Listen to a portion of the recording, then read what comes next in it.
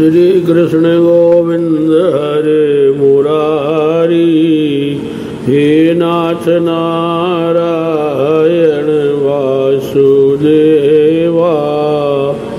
श्री कृष्ण गोविंद हरे मुरारी, हे नाथ नारायण वासुदेवा। श्री गौरी गणपति शंभो पुरारी, हे नाग गंगाधर विश्वनाथा। वक्रतुंड महाकाय सूर्यकोटि समप्रभा, निर्विघ्नं कुरु मे देव सर्वकार्येषु सर्वदा। सरस्वती महाभागे विद्ये कमललोचने, विद्यारूपे विशालाक्षि विद्यादेवी नमोस्तुते।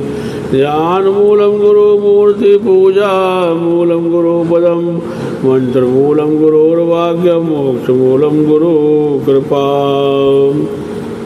श्रीमद्भागवत रहस्य कथा में 10वें स्कंद में गोवर्धन लीला का देव भाव आपने सुना। अब इसके आगे का प्रसंग है। गोवर्धन लीला में सेवक सेव भक्त भगवान की तद्रूपता बताई गई है। कन्हैया गोवर्धन की अर्थात स्वयं की पूजा कर रहा है। जीव और ईश्वर यहाँ एक हुए है, यही सह अहम सोहम भाव है। श्री कृष्ण गोविंद हरे मुरारी, हे नाथ नारायण वासुदेवा। हम भी गिरिराजधारी को वंदन करके स्तुति करें। भक्ता विलासी चरुतानुसारी, दुग्धादि चोरेण सो विसारी। कुमारतानंदते घोषनारी, मम प्रभु श्री गिरिराजधारी। भक्त इच्छानुसार बाल लीला में दुग्धादि चोर यश कर यश विस्तारने वाले ब्रजनी तारंजक ऐसे गिरिराजधारी श्री कृष्ण मेरे प्रभु है। वृंदावने गोधन वृंदचारी, मम प्रभु श्री गिरिराजधारी। गोवर्धन लीला से गोपियों को विश्वास हो गया कि कन्हैया तो ईश्वर है, तो उनसे एकाकार होने की भावना जागी और रासलीला हुई। भक्ति रस में इंद्रियों को सराबोर करोगे तो रासलीला में प्रवेश मिलेगा। श्री कृष्ण का देवादिदेवत सिद्ध करने हेतु ब्रह्मा इंद्र वरुण आदि का पराभव किया। भगवान कृष्ण ने ब्रह्मा इंद्र वरुण आदि का पराभव किया। ब्रह्मा जी को सृष्टि के सर्जक होने का अभिमान था। भगवान ने अनेक रूप धारण करके अपने उन स्वरूपों से स्वयं क्रीड़ा लीला करके ब्रह्मा जी के अभिमान को दूर कर दिया। इंद्र का स्वर्ग का राजा होने का अभिमान गोवर्धन लीला से उन्होंने दूर किया।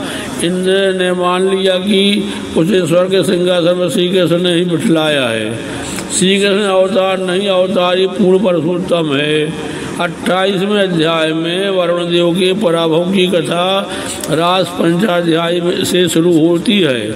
रासलीला के पहले आई हुई इस कथा की महिमा विशिष्ट है। ये ब्रजवासी गौ सेवा एकादशी व्रत कृष्ण कीर्तन आदि करते थे।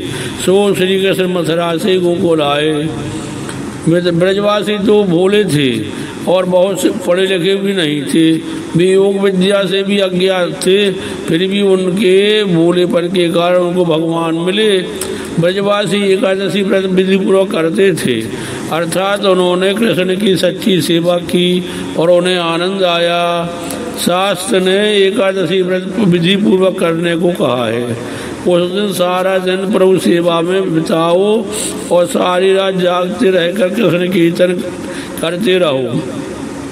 हरे राम राम राम हरे हरे, हरे कृष्ण कृष्ण कृष्ण हरे हरे। कम से कम रात के 12 बजे तक तो कृष्ण कीर्तन अवश्य किया जाए।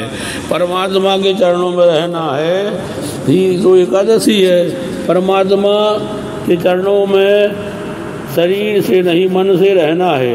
एकादशी के दिन मन श्री कृष्ण के सिवाय अन्य किसी भी विषय की ओर नहीं जाना चाहिए। ब्रजवासी एकादशी के दिन रात्रि को जागरण करते हैं। नंद जी मध्य रात्रि के समय यमुना स्नान करने गए हैं। रात्रि के 12 से 3:30 बजे तक का समय भोजन स्नान आदि के लिए निषिद्ध माना गया है। आजकल तो लोग रसोई बनाकर फिल्म देखने जाते हैं और रात के 12 बजे खाना बैठते हैं। यह तो अगले जन्म में राक्षस योनि में जाने की तैयारी है। रात्रि के 12 बजे राक्षस तीर्थों में प्रवेश करते हैं। सो स्नान आदि की मनाही की गई है। नंद जी ने सोचा कि मध्यरात्रि पूरी हो चुकी है और प्रातःकाल हो गया है। सो उन्होंने तो स्नान करने के लिए जल में गोता लगाया। आखिरी समय में स्नान करते हुए देखकर वरुण देव के सेवक नंद जी को पकड़कर वरुण लोक में ले गए। वहाँ से उन्हें सीधे छुड़ा लाए।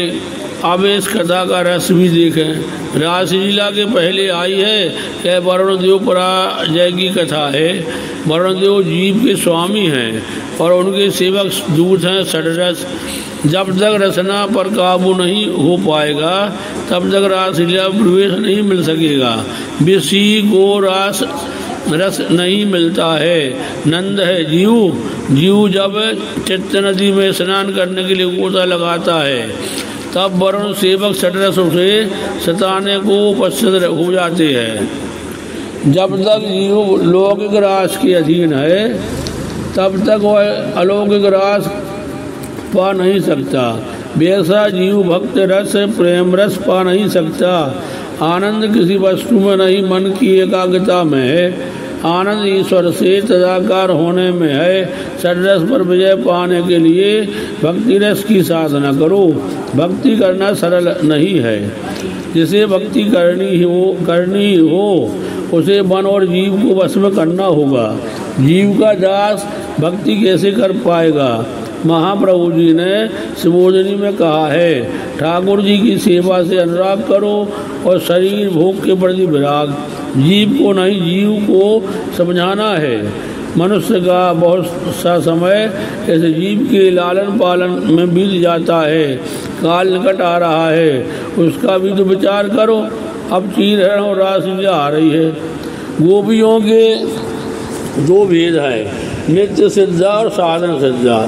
साधन सिद्धा गोपी के कई भेद है। श्रुति रूपा, ऋषि रूपा, संकीर्ण रूपा, अन्नपूर्वा आदि। श्रुतियाँ ईश्वर का वर्णन करती थक जाती हैं, फिर भी उनका अनुभव नहीं हो पाया। ईश्वर केवल वाणी का विषय नहीं है। जो वेदादिवाणी देव ब्रह्म संबंध सिद्ध करके ब्रह्म साक्षात्कार के हेतु गोकुल में प्रकट हुए, वही है श्रुति रूपा गोपियाँ। तपस्वी होने पर भी ऋषियों का काम बना रहा और ईश्वर का अनुभव न हो पाया। दर्शन और अनुभव में अंतर है। दर्शन में दृश्य और दृष्टा का भेद है। अनुभव में वे दोनों एक हो जाते हैं, उसमें पूर्णतः अद्वैत है। सो बुद्धिगत काम का नाश करके ब्रह्म संबंध सिद्ध करके ब्रह्मात्मक रूप मुक्ति का अनुभव करने के लिए जो ऋषि गोपी बनकर आए थे उन्हें ऋषि रूपा कहते हैं। संकीर्ण मंडल में प्रभु के मनोहर रूप को देखकर मन में काम भाव जागृत होने से जिन स्त्रियों ने गोपी का रूप लिया वे काम रूपा है। उदाहरण शूर्पणखा। विवाह के बाद संसार सुखों का उपभोग करते हुए अर्चु होने और प्रभु के प्रति प्रेम भाव हो जाने पर जिन पुरुषों या स्त्रियों को गोपी का रूप लिया, स्त्रियों ने गोपी का रूप उन्हें अन्नपूर्वक कहा जाता है। तुलसीदास के वैराग्य की कथा बड़ी प्रसिद्ध है। वस्तुगत आसक्ति को प्रभुगत आसक्ति का रूप दिया जाए तो वस्तु की आसक्ति छूट जाती है। अनेक वस्तुओं के प्रति आसक्ति का होना व्यवहार दृष्टि से अशक्य है। श्री कृष्ण गोविंद हरे मुरारी, हे नाथ नारायण वासुदेवा। तुलसीदास केवल पत्नी की ओर ही आसक्त थे। संसार की अन्य सभी नारियां उनके लिए माता के समान थी। पत्नी रत्नावली की एक ही चेतावनी ने उन्हें आसक्ति को प्रभु भक्ति में बदल दिया। कामाशक्ति ईश्वराशक्ति में परिवर्तित हो गई। बहुतों को तो रोज थप्पड़ पड़ते हैं फिर भी सुधर नहीं पाती।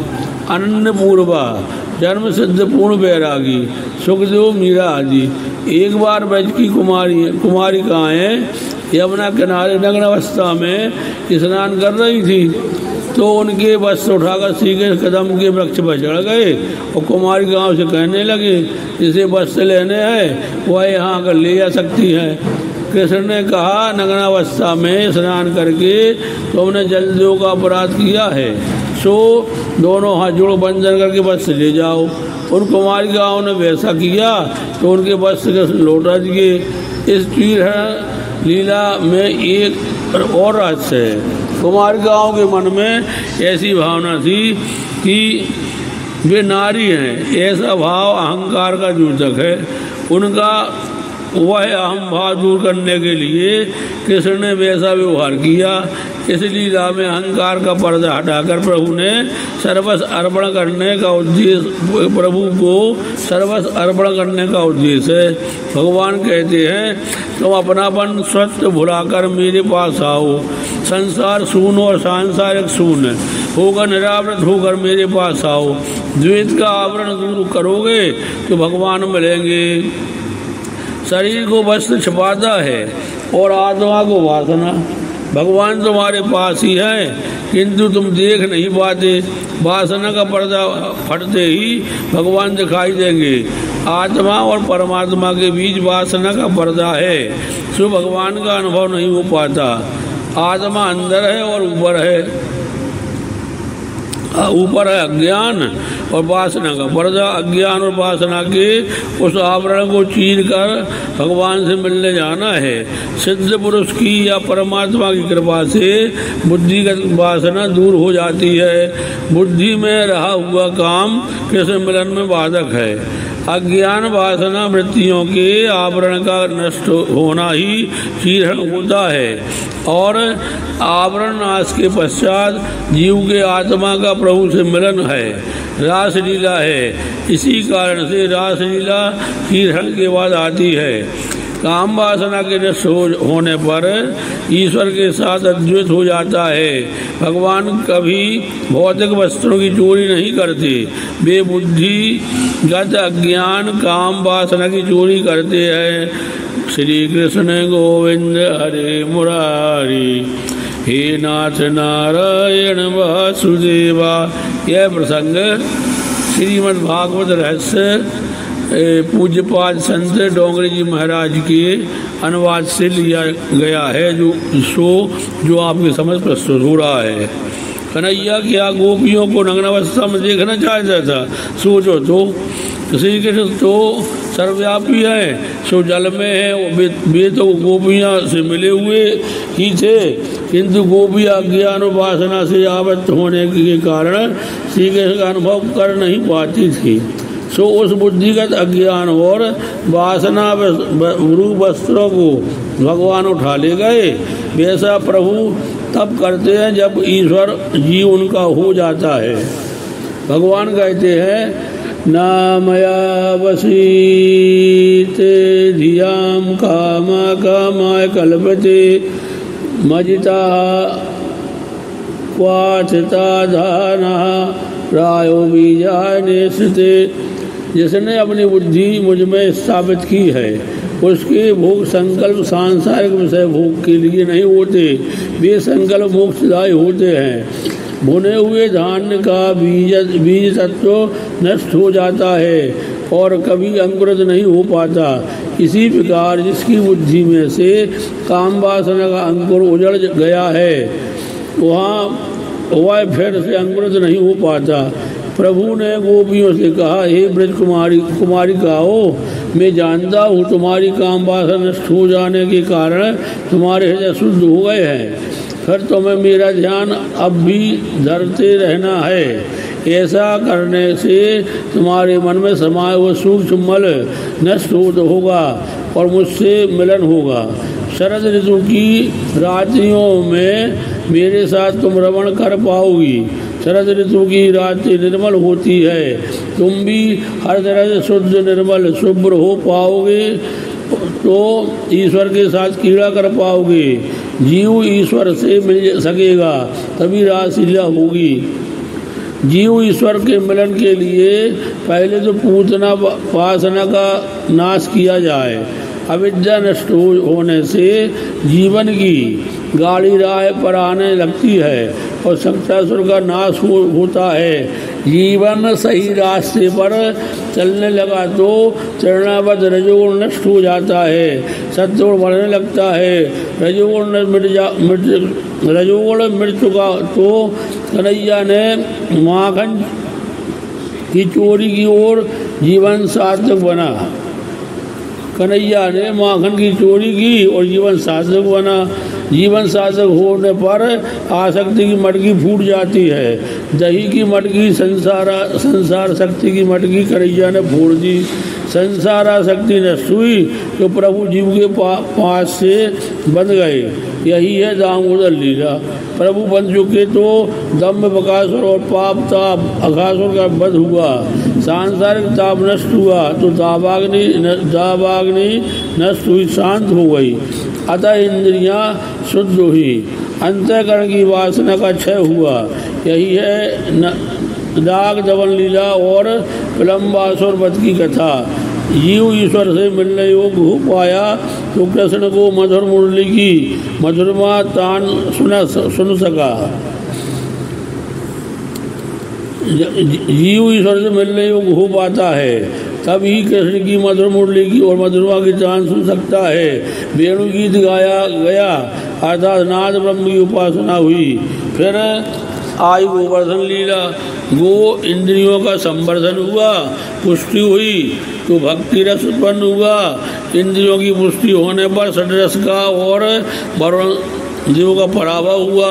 षड्रस का पराभव होने से जीव शुद्ध होने को आया तो चीरहरण लीला आई।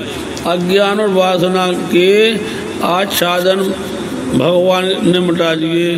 श्री कृष्ण गोविंद हरे मुरारी, हे नाथ नारायण वासुदेवा। चीरहरण लीला बाह्य आवरण उपाधि नष्ट हुई तो रासलीला हुई। जीव और ब्रह्म का तादात्म्य हुआ। जिस प्रकार वस्त्र देह को ढकता है उसी प्रकार वासना और अज्ञान आत्मा को ढक देते हैं और परमात्मा को दूर रखते हैं। जब तक अज्ञान व वासना का आच्छादन दूर नहीं हो पाता तब तक जीव शोक से मिल नहीं पाता। वस्त्र हरण लीला बुद्धिगत वासना बाध्यगत अज्ञान को उड़ा ले जाने की लीला है। वासना और अज्ञान रूपी वस्त्र प्रभु मिलन में बाधक हैं। इंद्रियों के काम को हटाना सरल है किंतु बुद्धिगत काम को निकाल बाहर करना बड़ा कठिन है। प्राण और प्रवृत्ति एक साथ हो जाते हैं। इस प्रवृत्ति पर विजय पाना टेढ़ी खीर है। योगियों का शारीरिक काम तो भाग जाता है किंतु बौद्धिक काम कई बार ज्यों का त्यों रहता है। वृद्धावस्था में इंद्रियां सचल हो जाने पर शारीरिक काम तो चला जाता है किंतु बौद्धिक बना रहता है। ऋषि भी काम के आगे हार मान गए थे सो उन्हें काम भावना को श्री कृष्ण अर्पण करके निष्काम होने का विचार किया और गोपी बनकर गोकुल में आ पहुँचे। अब आ रही है रासलीला। महाप्रभु जी ने दशम स्कंद को गोवर्धन नाथ का हृदय कहा है और रासलीला को प्राण। हृदय में पंच प्राण होते हैं। रास पंचाध्यायी श्रीमद् भागवत के पंच प्राण है। इसे फल प्रकरण भी कहते हैं। श्रीधर स्वामी कहते हैं कि पंचाध्यायी निवृत्ति धर्म का परम फल है। सुखदेव जी सोचने लगे कि समाज में रासलीला श्रवण के अधिकारी कितने होंगे। जो अधिकारी नहीं होगा वह इस लीला में काम भी देखेगा। श्री राधा जी सुखदेव जी को गुरु है उन्होंने सुखदेव जी को ब्रह्म संबंध कराया था। श्री राधा जी की कृपा के बिना रासलीला का गूढ़ तत्व राज समझ पाना आसान नहीं है। सुखदेव जी अपने पूर्व जन्म में तोता थे। लीला निकुंज में राधा का नाम रटते हुए उड़ते फिरते थे। राधा राधा राधा राधा राधा राधा राधा राधा राधा। उनके राधा नाम के अखंड कीर्तन को सुनकर दयामूर्ति राधा जी वहाँ पधारे। श्री राधे श्री राधे श्री राधे श्री राधे। उन्होंने देखा कि एक तोता उनके नाम का जप कर रहा था। उन्होंने उसे अपने पास बुलाया तो हथेली पर रखकर सहलाते हुए कहा, बस कृष्णम बद कृष्णम बद राधेति माँ बद। कृष्ण ही तेरे सच्चे जनक है, उन्हीं के नाम का कीर्तन कर। राधा जी इस प्रकार तोते को मंत्र दीक्षा दे रही थी कि श्री कृष्ण वहाँ पधारे। श्री राधा जी आद्य संयोजिका और आह्लादिका शक्ति हैं। बिछड़े हुए जीवों को वह श्री कृष्ण से मिला देती हैं। ब्रज की अधीश्वरी देवी श्री राधा जी ही हैं। तभी महात्मा वृंदावन में राधे राधे करते हैं। राधे राधे जपा करो, राधे राधे जपा करो। राधा जी की कृपा होने पर जीव भगवान के दर्शन पा सकता है। राधा शक्ति बिना न कोई श्यामल दर्शन पाए, श्यामल दर्शन पाए। उनकी कथा ही जीव को प्रभु से मिलाती है। सुखदेव जी पूर्व जन्म में तोता थे। सो भागवत में सुखदेव उवाच लिखने के बदले श्री सुख उवाच लिखा है। श्री का अर्थ है राधा। श्री सुख में गुरु शिष्य दोनों का नाम समाया हुआ है। भागवत में अन्य किसी भी व्यक्ति के नाम के आने आगे श्री शब्द का प्रयोग नहीं किया गया है। ब्रह्मा उवाच, सनत कुमार उवाच, व्यास उवाच, ऐसा ही लिखा गया है। व्यास जी के नाम के आगे श्री विशेषण नहीं है। केवल कृष्ण और सुखदेव जी के नाम के आगे ही श्री विशेषण प्रयुक्त हुआ है। भगवान कृष्ण राधा जी के हृदयेश्वर हैं और सुखदेव जी कृपा पात्र शिष्य, अतः इन दोनों के नाम के आगे श्री विशेषण प्रयुक्त हुआ है। आज राधाष्टमी है। राधाष्टमी की सभी को मंगल कामनाएं। राधा ने श्री कृष्ण को तोता देते हुए कहा, यह तोता मुझे बड़ा प्यारा लगता है। अंतरंग में राधा जी सुखदेव जी की गुरु है। जो परमात्मा के साथ संबंध जोड़कर आता है वह है महाप्रभु। उसका नाम प्रकट रूप से कैसे लिया जाए? भागवत में सुखदेव जी ने राधा जी का प्रकट रूप से नाम नहीं लिया है। राधा जी के नाम की भांति किसी गोपी का भी नाम नहीं बताया गया है। सुखदेव जी ने सारी रासलीला में की कथा बड़े विवेक से की है। गोपी प्रेम की बातें अधिकतर अप्रकट ही रखी हैं। राजा परीक्षित की 7 दिनों में मोक्ष देता है। राजा परीक्षित को राधे राधे करने लग जाए तो सुखदेव जी समाधिस्थ हो जाएंगे, तो राजा का क्या होगा? बातें कथा विचरण वियोगावस्था में ही अधिक हो सकते हैं, पूर्ण संयोगावस्था में नहीं। यह तो कामरत अंतरंग लीला है। 11 वर्ष के बालक के प्रति काम भाव कैसे जाग सकता है? सा पत्नी मत्सर गोपियों में नहीं था। यह साधारण स्त्री पुरुष का मिलन नहीं था। यदि होता तो सुखदेव जी जैसे महायोगी इसका वर्णन ही नहीं करते। ऐसी कल्पना ही ना करो कि गोपी ग्राम की कोई स्त्री है। गोपी तो शुद्ध जीव का ही नाम है। शुद्ध हृदय का नाम प्रेम भाव ही गोपी है। देवान भूलकर प्रत्येक इंद्रिय से भक्ति रस का पान करने वाला विशुद्ध जीव ही गोपी है।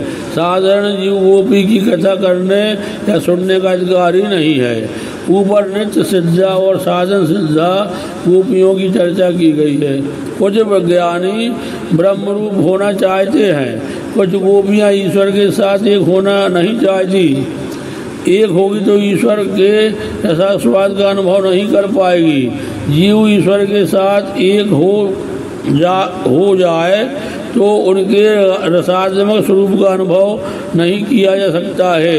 ईश्वर के रस स्वरूप होने के कारण ज्ञानी पुरुष उसमें डूब जाते हैं, फिर भी तो रसात्मकता का अनुभव नहीं कर पाते, क्योंकि वे ईश्वर से कुछ भिन्न नहीं रहते हैं। ईश्वर से पृथक रहने से ही उनका रसानुभव किया जा सकता है। नित्य सिद्धा गोपियाँ वे हैं जो कन्हैया के साथ आई हुई है। श्री कृष्ण गोविंद हरे मुरारी, हे नाथ नारायण वासुदेवा। साधन सिद्ध गोपियाँ के कई भेद हैं। श्रुति रूपा, ऋषि रूपा। श्रुति रूपा कौन है? वेद और मंत्र गोपी बनकर आए हैं। वेदों ने ईश्वर का वर्णन तो अतिशय किया है, किंतु फिर भी उन्हें अनुभव नहीं हो पाया है। ईश्वर केवल वाणी का नहीं, ध्यान का विषय है। संसार का विस्मरण हुए बिना ईश्वर से साक्षात्कार नहीं हो सकता। तभी तो वेदाभिमानी जो गोकुल में गोपी बनकर आए। दूसरा है ऋषि रूपा। जीव का सबसे बड़ा शत्रु है काम। ऋषियों ने बहुत तेरा प्रयत्न किया, फिर भी वह मर नहीं पाया। तप करने से शरीर और इंद्रियों का काम तो चला जाता है, किंतु मन में बसा हुआ काम, बुद्धिगत काम जाता नहीं है। ब्रह्म संबंध स्थापित किए बिना बुद्धिगत काम बना रहता है। उस काम को कृष्णार्पण करना है।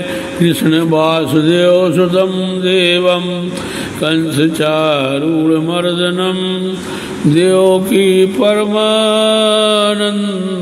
कृष्णम वंदे जगते गुरुम। विश्वामित्र व पराशर जैसे शक्तिशाली ऋषि भी काम के आगे झुक गए। सूर्य को तिरोहित करने वाले मुनि काम को दूर न कर सके। काम मर न पाया तो ऋषि थक हार कर गोपी बनकर गोकुल में आए। हम श्री कृष्ण को काम अर्पण करके निष्कामी बनेंगे। जो काम को मार सकता है उसके लिए कृष्ण दूर नहीं है। काम जो अनंग है वह जीव को आत्मशक्ति को धीरे धीरे मारता है। सात्विक भोजन के बिना वह नहीं मर पाएगा। काम कृष्ण को दूषित नहीं कर सकता। श्री कृष्ण की चिंता करने वाले का काम कुछ नहीं कर सकता, तो स्वयं कृष्ण का तो वह क्या बिगाड़ सकता है। गर्भ संहिता में कथा है, एक बार श्रावण मास में रात के समय भगवान श्री कृष्ण बड़े विलम्ब से आए, तो गोपियों ने उनसे कारण पूछा। कृष्ण ने कहा, मेरे गुरु मुनि दुर्वासा आए हैं, मैं उनके दर्शनार्थ गया था। गोपियों को आश्चर्य हुआ, आपके गुरु? तो कृष्ण ने कहा, हाँ, दुर्वासा मुनि मेरी ब्रह्म विद्या के गुरु हैं। गोपियों ने सोचा, भगवान के गुरु कितने महान होंगे, हम उन्हें भोजन कराएंगी। श्री कृष्ण ने कहा, मेरे गुरु भूख लगने पर दिन में एक ही बार जरूर रस पीते हैं, भोजन नहीं करती। तुम्हारा प्रेम शुद्ध होगा तो विहार करेंगे। गोपियों ने भांति भांति के मिष्ठान बनाए। सोचने लगी कि अब दुर्वासा को बुला लाएं। मुनि का आश्रम तो यमुना के सामने के किनारे पर था। बाढ़ आई हुई थी, करें तो क्या करें। उन्होंने श्री कृष्ण से पूछा कि उन्होंने कहा यमुना जी से कहना कि श्री कृष्ण बाल ब्रह्मचारी और बाल उपवासी हों तो हमें मार्ग दीजिए। गोपियाँ तो जानती ही थी कि कृष्ण दूसरों को परमानंद देने के लिए कीड़ा करते हैं, गोपियाँ अधिकारी थी। यमुना जी ने मार्ग दिया, गोपियाँ आश्रम में आई और दुर्वासा से भोजन करने का आग्रह किया। दुर्वासा ने कहा वैसे तो खाने की कोई इच्छा नहीं है, फिर तुम्हारी इच्छा ही है तो मेरे मुँह में ग्रास रखती जाओ। गोपियों ने कुछ खिलाया और सब कुछ उनके पेट में चला गया। गोपियों ने सोचा कि ऋषि की संतान होगी ही नहीं, सो खाते समय याद न आई। उन्होंने दुर्वासा से पूछा आपने भोजन तो भली भांति किया है ना? दुर्वासा नहीं तो मैं नित्य उपवासी हूँ। यदि मेरी बात जचती नहीं है तो यमुना जी से कहना कि यदि दुर्वासा नित्य उपवासी है तो मुझे मार्ग दे। बिल्कुल वैसा ही हुआ। गोपियों ने श्री कृष्ण का भी सब कुछ, श्री कृष्ण को सब कुछ बताया। गुरु शिष्य दोनों बराबर के हैं। इतनी सारी रानियाँ होते हुए भी श्री कृष्ण बाल ब्रह्मचारी हैं और मिष्ठान का ढेर ढकार जाने वाले ऋषि दुर्वासा नित्य उपवासी। यह कैसे ब्रह्मचारी हैं और कैसा उपवासी? दुर्वासा को किसी भी प्रकार की वासना नहीं है। उन्होंने खाया तो बहुत, किंतु बिल्कुल स्वाद लिए बिना ही। खाने वाला और खिलाने वाला नारायण है। दुर्वासा की यह ब्रह्मोपासना है। खाने वाला और खिलाने वाला ब्रह्म ही है। सो उन दुर्वासा की बात सच है कि वे नित्य उपवासी हैं। कृष्ण और दुर्वासा को किसी भी वस्तु के प्रति कोई आसक्ति या वासना थी ही नहीं। सब कुछ भोग कर भी वे निष्कामी थे। श्री कृष्ण ने गृहस्थ आश्रम और संन्यास आश्रम का समन्वय कर दिखाया। वे निष्कामी है। निष्काम श्री कृष्ण का ध्यान करने वाला व्यक्ति स्वयं भी निष्काम हो जाता है। श्रीहरण लीला की ऋषि रूपा गोपियाँ 5-6 वर्ष की कुमारी थी। उन कुमारिकाओं की इच्छा है कि श्री कृष्ण उनके पति के रूप में मिले। इसमें भाषा तो लौकिक है किंतु रहस्य अलौकिक है। जब तक जीव आवरण के अंदर होता है तब तक ईश्वर से मिल नहीं पाता। बोलो श्री भगवान की जय। कृष्ण वासुदेव सुतम देवम कंस चारूढ़मर्दनम देवकी परमानंदम कृष्णम वंदे जगत गुरुम। श्री कृष्ण ने सखियों को उपयुक्त समय में मिलने का वचन दिया। ध्यान रहे कि रास में गोपियों की देह से मिलन नहीं है। गोपियों ने 5 भौतिक शरीर का त्याग कर दिया। इन गोपियों का स्वरूप अपराकृत चिंतनमय आनंद रूप है। पंचभूत के शरीर को परमात्मा स्पर्श नहीं करते। भागवत में स्पष्ट कहा है कि रासलीला पंचभौतिक शरीर के त्याग के बाद की ही हुई थी। किसी को शंका होगी गोपियों का पंचभौतिक शरीर कैसे छूट गया? श्री कृष्ण का वियोग तो अग्नि है। पति के विरह में जिस प्रकार पतिव्रता पत्नी जलती है उसी प्रकार परमात्मा का विरह जीव को जलाता है। प्रभु के विरह के समय जीव का संसार में रममाण रहना पाप है। श्री कृष्ण की विराग्नि ने गोपियों के पंचभौतिक शरीरों को जला दिया और उनको श्री कृष्ण की भांति अप्राकृतिक रसात्मक शरीर प्राप्त हुआ। पंचभौतिक शरीर साथ होगा तो परमात्मा से मिलन नहीं हो पाएगा। गोपियाँ कृष्ण विरह में जलती हैं। हमारी यह करुणता ही है कि हम जीव भगवान के वियोग के समय सांसारिक वासनाओं से खिलवाड़ करता रहता है। संसार के भोग रोग समान नहीं है। गोपियाँ तो परमानंद रूप परमात्मा से मिलना चाहती है। श्री कृष्ण के दर्शन मात्र से अब उनको तृप्ति नहीं हो पाती। दर्शन में द्वैत है। गोपियाँ परमात्मा से एक होना चाहती है, तदाकार होना चाहती है। गोपियों को अब जब से गोवर्धन लीला में श्री कृष्ण के परमात्मा स्वरूप का दर्शन हुआ था तब से उनमें प्रेम भाव का बीजारोपण हुआ था। उन्होंने कन्हैया की बांसुरी भी सुनी। प्रेम का आरंभ द्वैत से होता है। प्रेयसी और प्रियतम अलग अलग होते हैं। समय के साथ प्रेम बढ़ता जाता है तो दोनों एक हो जाने की इच्छा होती है। मैं अब तू होने की इच्छा करता है। अद्वैत की इच्छा जाग उठती है। श्री कृष्ण गोविंद हरे मुरारी, हे नाथ नारायण वासुदेवा। श्री कृष्ण गोविंद हरे मुरारी, हे नाथ नारायण वासुदेवा। भागवत भगवान की है आरती, पापियों को पाप से है तारती। ये अमर ग्रंथ ए मुक्ति पंथ ए पंचम वेद निराला, नौ ज्योति जलाने वाला। हरि नाम आई हरि धाम आई, आई जग मंगल की आरती। पापियों को पाप से तारती, श्री भागवत भगवान की है आरती। पापियों को पाप से तारती। ये शांत गीत पावन पुनीत, पापों को मिटाने वाला, हरि दरस दिखाने वाला। यह सुख करनी यह दुख हरनी, श्री मधुसूदन की आरती। पापियों को पाप से तारती, श्री भागवत भगवान की है आरती। पापियों को पाप से तारती। ये मधुर बोल जग बंद खोल, सन्मार्ग दिखाने वाला, बिगड़ी को बनाने वाला। श्री राम यही घनश्याम यही, जय प्रभु महिमा की आरती। पापियों को पाप से है तारती, श्री भागवत भगवान की है आरती। पापियों को पाप से है तारती।